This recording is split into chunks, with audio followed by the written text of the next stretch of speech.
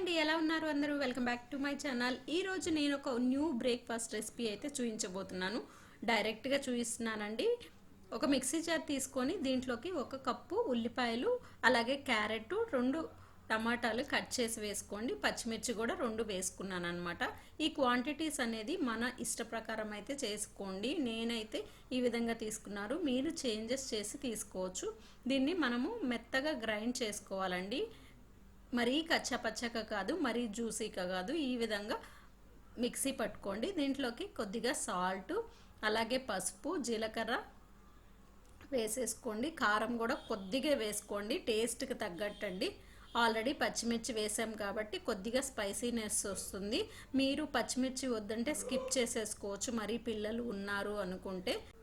వీటన్నిటిని బాగా మిక్స్ చేసుకోండి. మిక్స్ చేసుకున్న తర్వాత ఇక్కడ మనము 1.5 కప్పు వరకు శనగపిండి తీసుకుంటున్నామండి. శనగపిండి ఒకేసారి వేసుకోకుండా కొద్దిగా యాడ్ చేసుకుంటూ కలుపుకోండి. ఎందుకంటే పిండి అనేది మనకి ఉండలు కడుతుంది కాబట్టి కొద్దిగా యాడ్ చేసుకుంటూ కలుపుకుంటే తొందరగా మిక్స్ అయిపోతుంది అనమాట. నేను ఇప్పటివరకు అయితే వాటర్ అనేది యాడ్ చేయలేదు. మనకి టమాటాలో వచ్చిన వాటర్ కన్సిస్టెన్సీయే సరిపోయింది. మరీ థిక్గా అనిపించింది అంటే కొద్దిగా వాటర్ అయితే యాడ్ చేసుకోండి. టీ గ్లాస్లో 1/2 గ్లాస్ అయితే కొద్దిగా వాటర్ యాడ్ చేసుకుంటే మనకి దోసల పిండి కన్సిస్టెన్సీ అయితే వస్తుంది. మరీ అంత వాటరీగా ఉంటే మనకి ఈ దోశ అనేది రాదండి. ఎందుకంటే మనం కచ్చపచ్చగా వేసుకున్నాం కాబట్టి. సాల్ట్ అనేది చెక్ చేసుకోండి. ఇప్పుడే సరిపోకపోతే కొద్దిగా యాడ్ చేసుకోండి. నేను కొద్దిగా సాల్ట్, కొద్దిగా వాటర్ యాడ్ చేసుకున్నాను. మనకి దోశ బ్యాటర్ కన్సిస్టెన్సీ చూస్తున్నారు కదా, కొద్దిగా థిక్గా ఉంది. సో కొద్దిగా వాటర్ యాడ్ చేసుకుంటే మనకి దోశ బ్యాటర్ కన్సిస్టెన్సీ అయితే వస్తుంది. అందరికీ తెలిసిందే కదా దోశ బ్యాటర్ ఎలా ఉంటుందనేది. ఆ విధంగా అయితే కలుపుకొని రెడీ చేసుకోవాలండి. నేను ఒక 10 మినిట్స్ వరకు అయితే పక్కన పెట్టేసుకున్నానండి, కొద్దిగా పిండి అనేది నానుతుందని.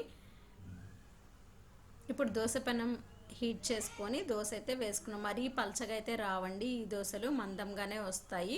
కానీ టేస్ట్ మాత్రం చాలా బాగుంటుందండి. మీరు తప్పకుండా ఒకసారి పిల్లలకి అయితే చేసి పెట్టండి. అందులో బేసిన్ వచ్చి శనగపిండి వచ్చేసి మంచి హెల్దీ రెసిపీ. మనకి టిఫిన్ ఇంట్లో ఏమీ లేదు అనుకున్నప్పుడు అప్పటికప్పుడు హెల్దీగా చేసి పెట్టచ్చు పిల్లలకి. దీనిపైన బటర్ వేసుకోవచ్చు, ఇంకో ఆనియన్స్ అయినా చల్లుకోవచ్చు.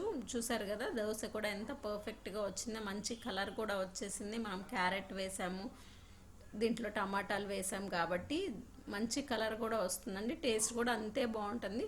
ఒకసారి మీరు కూడా తప్పకుండా ట్రై చేసి చూడండి. అండ్ ఈ వీడియో మీకు నచ్చినట్టయితే, చూసారు కదా ఈ healthy and easy and simple రెసిపీని అయితే నచ్చినట్టయితే తప్పకుండా లైక్ చేయండి.